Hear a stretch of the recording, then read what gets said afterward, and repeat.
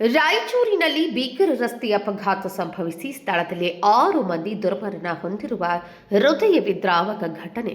ರಾಯಚೂರು ಜಿಲ್ಲೆ ಸಿಂಧನೂರು ತಾಲೂಕಿನ ಬೂದಿವಾಳ ಕ್ಯಾಂಪ್ ಸಮೀಪ ಈ ಭೀಕರ ಅಪಘಾತ ಸಂಭವಿಸಿದ್ದು, ಆಂಧ್ರಪ್ರದೇಶದ ಮೂಲದ ಟಂಟಂ ವಾಹನ ಮತ್ತು ಬುಲೆರೋ ಪಿಕಪ್ ನಡುವೆ ಮುಖಾಮುಖಿ ಡಿಕ್ಕಿಯಾಗಿದೆ.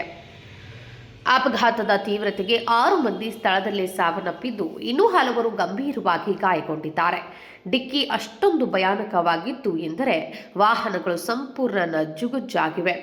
ಗಂಭೀರವಾಗಿ ಗಾಯಗೊಂಡವರನ್ನ ತಕ್ಷಣವೇ ಸಿಂಧನೂರು ಸಾರ್ವಜನಿಕ ಆಸ್ಪತ್ರೆಗೆ ರವಾನಿಸಲಾಗಿದ್ದು, ವೈದ್ಯರು ಚಿಕಿತ್ಸೆ ಮುಂದುವರಿಸುತ್ತಿದ್ದಾರೆ.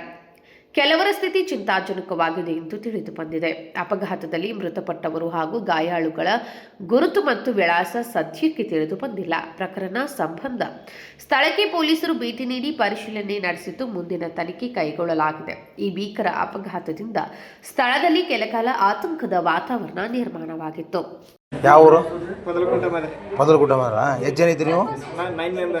9 ಮೆಂಬರ್ಸ್. ಇಲ್ಲಿ ಈ ಕಡೆ ತೆಲಿಗೆ ಹೊಂಟಿದ್ರಿ? ನಾವು ಕರ್ನಾಟಕ ಕೇರೂರು ಮಾರ್ಕೆಟ್ ಹೋಗಿದ್ದೇವೆ.